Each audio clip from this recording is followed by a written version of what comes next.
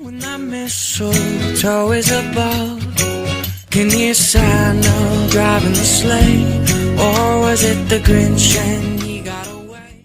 오늘의 사연 시작합니다. 안녕하세요. 명랑하고 쾌활한 60대 중반의 아줌마입니다. 하는 일 없이 종일 이 채널 저 채널 듣다 보니 여기 것도 듣게 되었고 재미있어서 저도 몇 자 적어보려고 이렇게 도전을 했답니다. 저는 요새 동네 안에 여자들을 모아서 요리 강습을 하고 있습니다. 특별한 건 없고 그저 동네에서 언니, 동생하고 지내는 여자들이랑 우리 집 주방에 들러 모여 일주일에 두어 번 음식을 만들어서 같이 먹는 거지요. 요리 재료비로 돈을 조금 걷어서 같이 만들어 먹는 게 전부이고 각 시집온 새댁이나 요리를 잘 못하는 여자들을 위해서 제가 설명을 좀 해주는 정도고요. 최근에는 해물찜이랑 등갈비찜을 했어요. 저만의 비법 소스로 맛을 내니 다들 아주 맛있다고 난리치며 언니는 어디서 이런 걸 배웠냐고 묻더군요. 배우긴 뭘 배웠겠냐며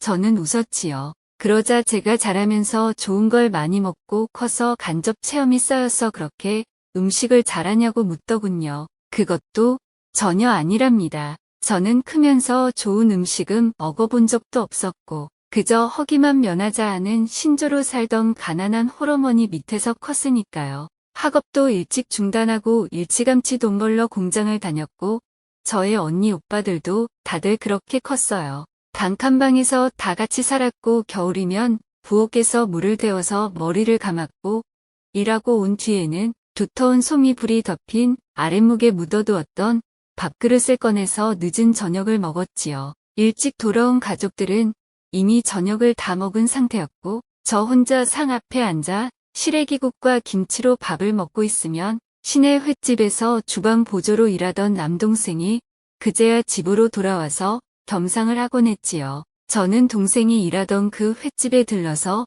동생과 이야기를 나누다가 주방장과 인사를 나누며 안면을 텄고 잠깐 몰래 사귄 적도 있었습니다. 세월 지나 이제는 제법 단단하게 일식집을 꾸려가고 있는 동생도 여지껏 이 사실은 까맣게 모르고 있지요. 그 주방장과 사귀던 당시에 제 나이가 19살이었습니다. 동생은 저보다 2살 어렸고요. 중학교를 갓 졸업한 동생이 횟집 주방에서 일을 배우게 됐을 때 저는 신경이 쓰여서 퇴근길에 몇 번 들러서 이것저것 힘드는 말도 해주고 그랬습니다. 한편으로는 그곳 주방 선배들한테 동생을 잘 좀 봐달라는 뜻도 전할 겸 풀빵 같은 것을 사들고 가기도 했습니다. 그러다 주방장이 어느 날 제게 살며시 휴무 날에 뭐 하냐고 묻더니 제가 쉬는 날에 맞춰서 그도 날짜를 조정해서 같이 쉬기로 하고 공원으로 놀러 간 적이 있었지요. 그냥 우리 둘만 가기는 못해서 공장에서 단짝인 제 친구를 데려갔습니다. 저쪽에서는 주방에서 같이 일하던 그의 동료가 따라 나왔지요. 우리는 남자들이 낸 돈으로 케이블카도 타고 분식센터에 가서 비빔국수 같은 것을 먹고 그날 종일 마음껏 놀았습니다. 정말 이건 어느 누구한테도 말을 안 한 비밀인데 몇 번 만난 후로는 남자랑 둘이서 여인숙에도 갔습니다. 제 친구도 그쪽 남자랑 그랬다고 했고 둘은 이후로 잘 만나며 지내다가 결혼도 했습니다. 하지만 저는 결국 그 주방장이랑 결혼까지는 못 갔습니다. 서로 일하는 시간이 바빴고 저는 3교대 근무라서 일정하게 시간을 내서 만나기가 어려웠기에 자연스레 만나는 횟수가 줄면서 점점 눈에서 멀어지고 마음에서 멀어져 갔던 것입니다. 동생 말로는 그는 지금 제법 규모 있는 횟집을 여러 개 가지고 있다고 하더라고요. 저는 그저 혼자 속으로 그때 그 남자랑 결혼까지 연결되었더라면 지금쯤 돈 걱정 없이 살 수 있었을까 하고 생각하며 피식 웃어도 봅니다. 그 시절 저는 그 남자한테 시래기국이 제일 싫다고 말했었죠. 당시에 집에서는 엄마가 커다란 솥에다 끓여놓은 시래기국을 몇 번이나 데워 먹고 있어서 졸고 졸아있었고 심지어는 공장에서도 매일 시래기국을 먹고 있었으니까요. 공장 식당에서는 싸고 만들기 편한 음식을 우리에게 제공하기 위해 어쩔 수 없이 시래기국을 매일 주었고 그걸 집에서건 공장에서건 끼니마다 매일 먹는 저에게는 진짜 고역이었지요. 생선 장사하던 우리 엄마는 때때로 팔다 남은 생선을 커다란 솥에 넣어서 탕인지 어죽인지 분간도 안 되는 잡탕죽도 늘 끓여주었기에 그것도 정말이지 싫었습니다. 물론 입 밖으로 싫단 말은 하지 않았지만 엄마도 충분히 알고 계셨을 거예요. 그때는 투정 부릴 상황도 아니었고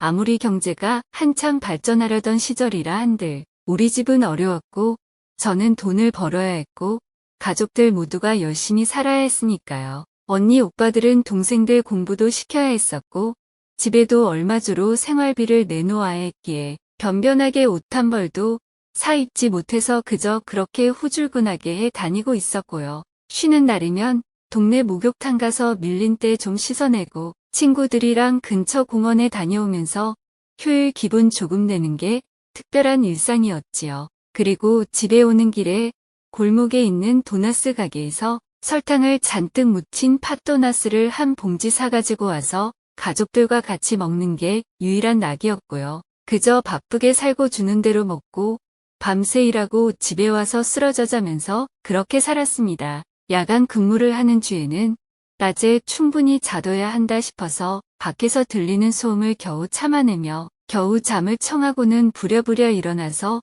일하러 나갔지요. 그러다 보니 제때에 맛있는 음식으로 식사답게 해본 적은 별로 없었던 것 같아요. 그저 돈 벌어서 시집가고 집에 보태고 그러면서 다들 그게 최선인 줄 알고 살았습니다. 그런 환경에서 만난 그 주방장은 참 근사한 음식들을 만드는 사람이었고 그의 얘기를 들으면서 한편으로는 조금 부러워도 했습니다. 어느 날은 그가 해물탕을 담아가지고 온 적이 있었습니다. 서로 가게 일과 공장 일을 마친 시간이었고 우리는 그의 가게 근처 한적한 공터에서 만났습니다. 그날 재료가 너무 많이 남아서 그걸로 해물탕을 끓여봤다며 밥과 함께 내미는데 아직 온기가 남은 그 탕이 얼마나 마음을 데워주던지 아직도 잊을 수가 없습니다. 그리고 저는 요즘도 때때로 해물탕을 끓이면서 그 시절의 추억들을 더듬어 보고는 하지요.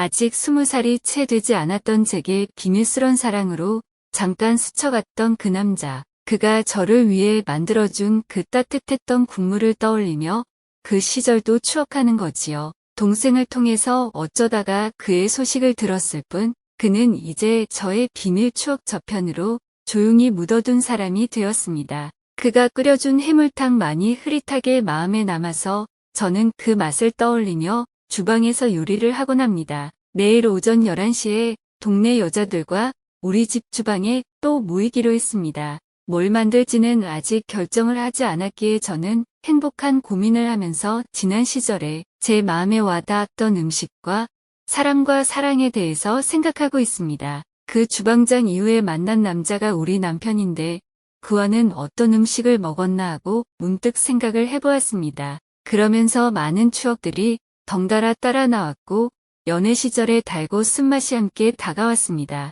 사는 것은 참 추억과 사랑의 연속이구나 싶었고 그것이 음식에 담겨 있다는 것도 새삼 다시 느껴집니다.